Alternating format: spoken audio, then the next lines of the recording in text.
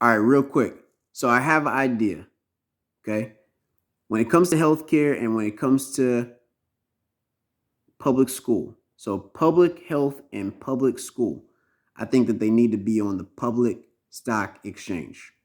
And I think that people in the community need to be able to invest in the school and also the healthcare. But I don't think that people that don't want to participate with the healthcare, the public healthcare or public school should have to. I think they should be given the option to invest in them. And that's how they can stay afloat. So that's my thoughts. That's my feeling. That's the only plan that I got. Um, just put schools on the New York Stock Exchange and the Nasdaq, and allow for people to invest in them. And the schools that are not profitable, they'll close down. And the schools that are profitable, they'll continue to be profitable and they'll expand and they'll do better and better things. Fixed.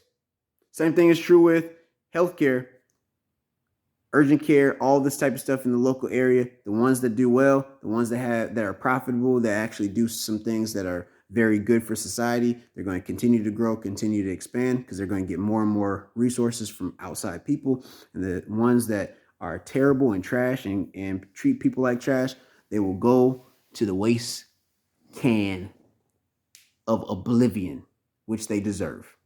That's all I got. Hope you have a great day. Peace.